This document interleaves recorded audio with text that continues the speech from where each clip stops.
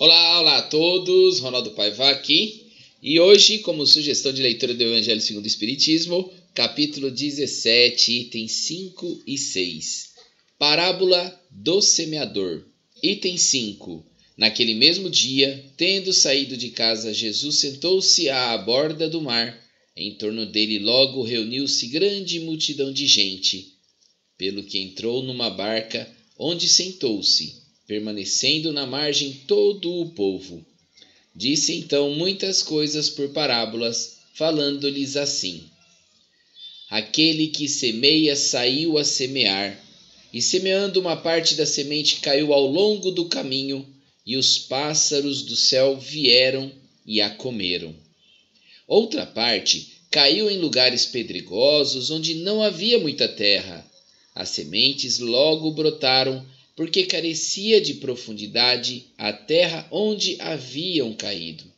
Mas, levantando-se, o sol as queimou, e como não tinham raízes, secaram. Outra parte caiu entre espinheiros, e estes, crescendo, as abafaram. Outra finalmente caiu em terra boa, e produziu frutos, dando alguns sementes 100 por um, outra 70 e outras 30. Ouça quem tem ouvidos de ouvir. Passagem registrada em São Mateus, capítulo 13, versículos 1 a 9. Escutai, pois, vós outros a parábola do semeador. Quem quer que escuta a palavra do reino e não lhe dá atenção, vem o espírito maligno e tira o que lhe fora semeado no coração. Esse é o que recebeu a semente ao longo do caminho. Aquele que recebe a semente em meio das pedras é o que a escuta a palavra e que a recebe com alegria no primeiro momento, mas não tendo nele raízes, dura apenas algum tempo. Em sobrevindo reveses e perseguições por causa da palavra, tira ele daí motivo de escândalo e de queda. Aquele que recebe a semente entre espinheiros é o que ouve a palavra, mas em quem logo os cuidados deste século e a ilusão das riquezas abafam aquela palavra e a tornam infrutífera. Aquele, porém, que recebe a semente em boa terra é o que escuta a palavra, que lhe presta atenção e em quem ela produz frutos, dando 100 ou 70 ou 30 por um. São Mateus 13, versículos 18 a 23. Item 6. A parábola do semeador exprime perfeitamente os matizes existentes na maneira de serem utilizados os ensinos do Evangelho. Quantas pessoas há, com efeito, para as quais não passa ele de letra morta e que, como a semente caída sob pedregulhos, nenhum fruto dá.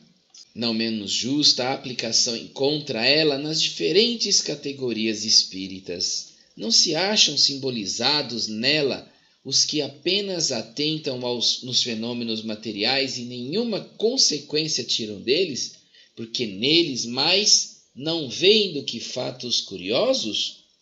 Os que apenas se preocupam com o lado brilhante das comunicações dos espíritos, pelas quais só se interessam quando lhes satisfazem a imaginação e que, depois de as terem ouvidos, se conservam tão frios e indiferentes quanto eram? Os que reconhecem muito bons os conselhos e os admiram, mas para serem aplicados aos outros e não a si próprios. Aqueles, finalmente, para os quais essas instruções são como semente que cai em terra boa e dá frutos. Queridos irmãos em Cristo, fiquemos agora com os comentários do dia de hoje. Até mais, tchau, tchau. Olá, bom dia a todos. Hoje, capítulo 17, itens 5 e 6, como sugestão de leitura do Evangelho segundo o Espiritismo. Na literatura de hoje, Kardec nos traz a parábola do semeador, a passagem do Cristo, registrada em São Mateus, onde Kardec faz uma analogia.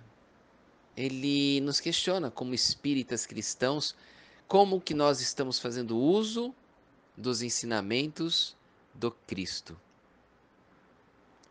Será que nós estamos recebendo as comunicações espirituais apenas pelo maravilhoso, pela curiosidade? ou seja, olhando-a superficialmente, como no exemplo, na analogia de um semeador que deixa cair displicentemente as sementes durante o caminho? Será que nós estamos recebendo as comunicações espirituais da doutrina espírita através da sua literatura, através dos vídeos, através das palestras nos centros, nas casas espíritas, como aquela semente que deixa-se cair entre os pedregulhos? Ou seja, a gente só participa, não se aprofunda, não cria raízes, não entende a essência do Espiritismo. Olha o Espiritismo apenas como algo a mais. Ah, que legal, vou no centro hoje, mas tudo muito superficial. Eu não trago para dentro de mim a vontade de me modificar. Pode nascer até uma pequena vontade ali. A plantinha pode dar até frutos, mas qualquer dificuldade, ou qualquer adversidade, ou ainda mais, qualquer tentação mais forte, como nós não temos raízes, nossos estudos, nossa vontade de se transformar vai por água abaixo e acabamos nos afastando de Deus. Ou será ainda, Kardec dá o exemplo, que somos aquele espírita que tem contato com a palavra do Cristo somente nas dificuldades. O semeador que deixa cair a semente entre os espinhos. Essa é a analogia que Kardec usa. Estou com dificuldade, então eu busco a Deus. Que legal, isso é bom. Mas só que é só por esse momento. Passa-se a dificuldade, aí eu volto para a minha vida de apego material. Lembra, a gente já falou sobre apego. Quanto mais apegado à matéria, quanto mais valorizamos os momentos felizes, abre aspas, momentâneos, que o mundo material nos proporciona, mais distante da espiritualidade, mais distante da vontade de nos reformar. Aí Kardec também usa o último exemplo. Tem também aquele espírita que já entendeu a essência do espiritismo, que as comunicações dos espíritos nada mais são do que instruções sobre a palavra do Cristo. Eles nos mostram o que ocorre do lado de lá. Olha, a vida verdadeira é a vida do mundo espiritual. Aí é uma vida passageira. Aproveite e conheça o Evangelho de Jesus Cristo, que é o único que irá nos salvar. Quando a gente começa a entender a essência do Espiritismo, nós vamos compreender Cristo. Nós vamos compreender que Jesus é o caminho para que possamos alcançar ou nos aproximar de Deus.